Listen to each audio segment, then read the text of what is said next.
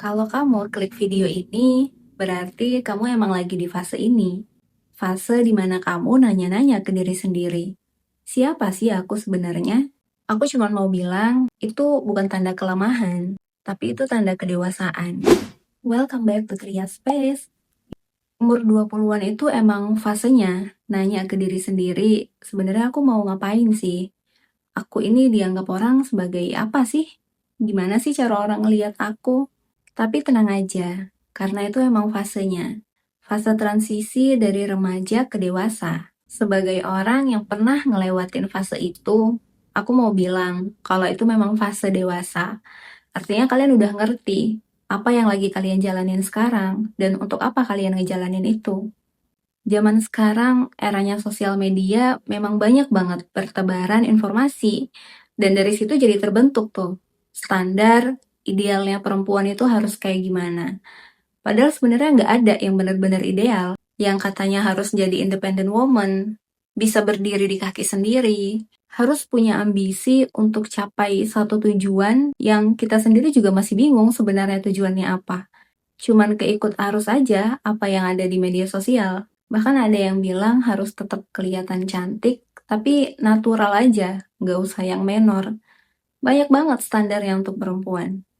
Harus tetap berkarir, karena kita nggak bisa mengandalkan orang lain selain diri sendiri. Ada juga istilahnya nurturing.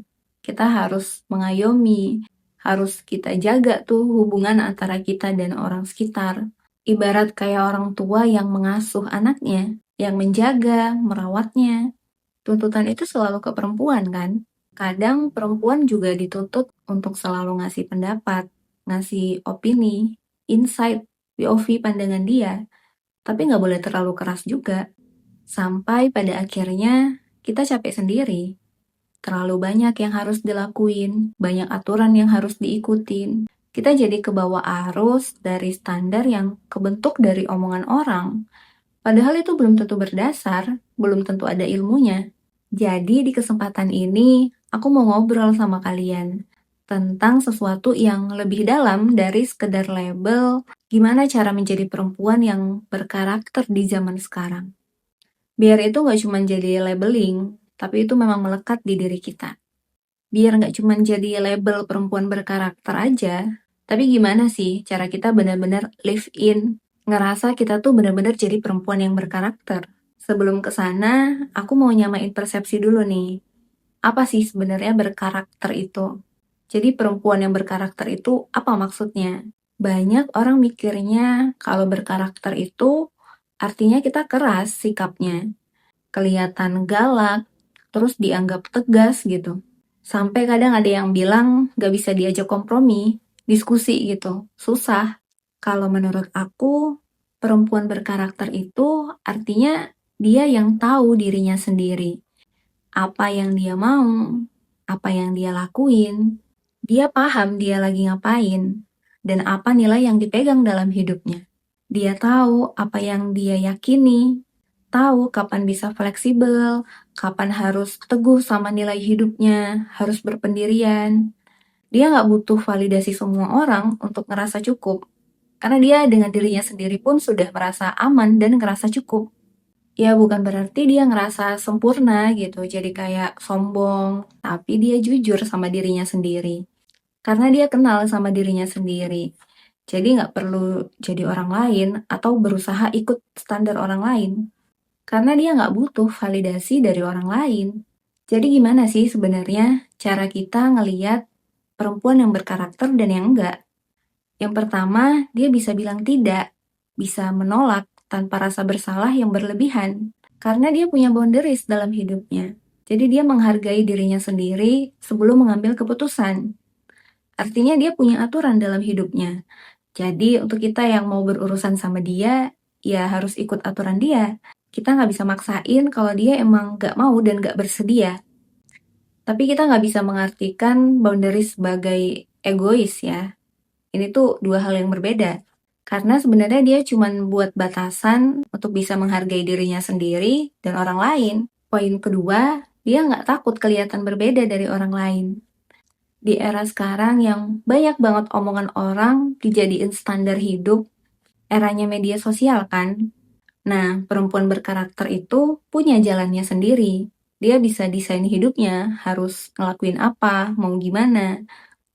Walaupun itu nggak viral, nggak di-approve orang lain, nggak menjadi tren, tapi dia tetap jalan aja dengan aturan yang dia buat sendiri, dengan jalan hidup dia sendiri. Meskipun itu kelihatan beda dari yang lain, tapi itu autentik, itu emang dirinya sendiri. Selagi dia masih merasa nyaman dan nggak mengganggu orang lain, dia akan ngerasa dia berada di jalan yang benar. Poin ketiga, dia tumbuh, berkembang jadi dirinya sendiri, tapi nggak kehilangan intinya. Dia boleh berubah opininya, pendapatnya, boleh berubah gayanya atau pilihan hidupnya, tapi tetap ada sesuatu dalam dirinya yang stabil, nilai-nilai yang dia pegang. Cara dia memperlakukan orang lain, kejujurannya, itu akan tetap sama. Itu sebenarnya yang jadi tantangan di zaman sekarang. Kita lagi hidup di era yang orang-orang bisa berkomentar tentang hidup kita. Selalu ada standar yang berubah, yang bergeser, tapi kita dituntut harus selalu berkembang, tapi tetap jadi diri sendiri. Nah, gimana tuh? Itu berat banget untuk ngikutin standar orang lain, standar sosmed. Jadi perempuan kayak gitu tuh berat, guys.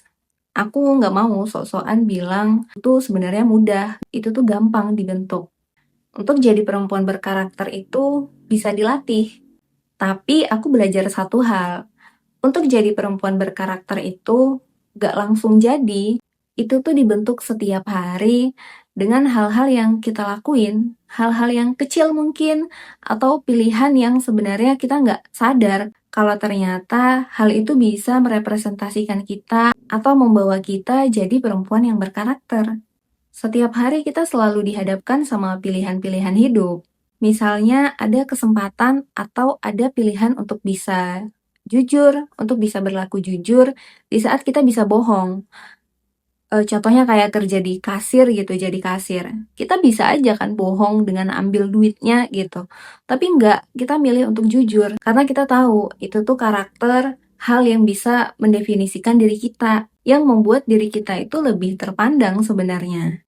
Atau dalam sebuah ujian sekolah ataupun kuliah gitu. Kita bisa aja memungkinkan untuk nyontek atau nanya sama teman. Tapi kita memilih untuk tidak. Kita menghargai diri kita sendiri, kita merasa udah cukup, udah belajar, jadi kita nggak perlu melakukan kebohongan itu. Kita juga bisa memilih untuk jadi orang yang baik, walaupun kita lagi capek sebenarnya. Dalam kerjaan, kita sebenarnya capek nih habis ada kegiatan dari luar, dari lapangan.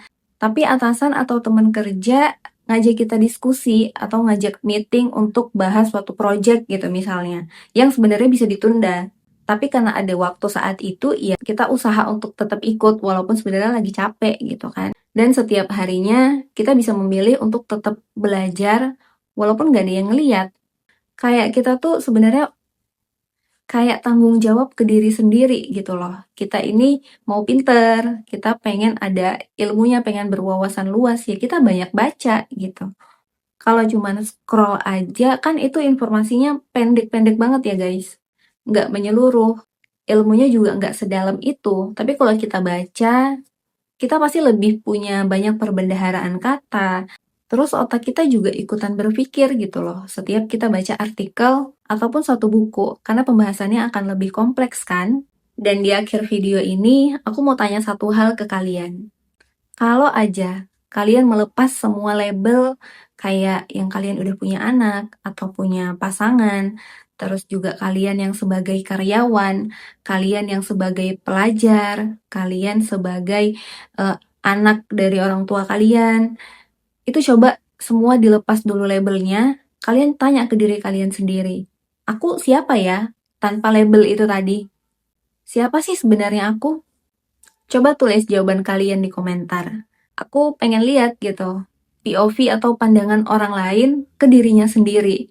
Kan kalau aku memandang diri aku sendiri, aku tuh A, B, C, D, E gitu. Tapi aku nggak tahu nih kalau cara orang ngelihat dirinya sendiri sebagai apa. Karena kan lingkungan kita juga udah beda ya. Dan aku yakin banget, semua jawaban yang kalian tulis itu sangat berharga. Bukan cuma untuk aku ataupun untuk kalian, tapi untuk semua perempuan, untuk orang-orang yang ngelihat video ini, terus baca komen, oh ternyata kita bisa ya ngelihat diri kita itu sebagai ini, seperti ini. Ternyata kita harusnya nggak cuman terpaku sama satu hal ini aja, gitu. Dan kalau kalian ngerasa video ini sangat relevan untuk perempuan, coba share ke teman perempuan kalian lainnya. Coba share ke teman perempuan kalian lainnya yang sekiranya perlu mendengarkan ini. Untuk bisa jadi perempuan berkarakter, untuk bisa jujur sama diri sendiri. Makasih ya udah ada di sini, di Tria Space. Karena ruang ini emang dibuat untuk menemani perjalanan perempuan yang lagi mencari jati dirinya sendiri, yang berusaha menjaga dirinya sendiri dari kontaminasi ataupun efek standar kehidupan yang ada di sosmed. Semoga kamu tetap dengerin diri kamu sekarang maupun nanti. Semoga kalian yang nggak pernah mengedepankan diri kalian dalam banyak hal, yang nggak pernah memperhitungkan diri kalian, depannya kalian bisa memposisikan diri kalian pertama.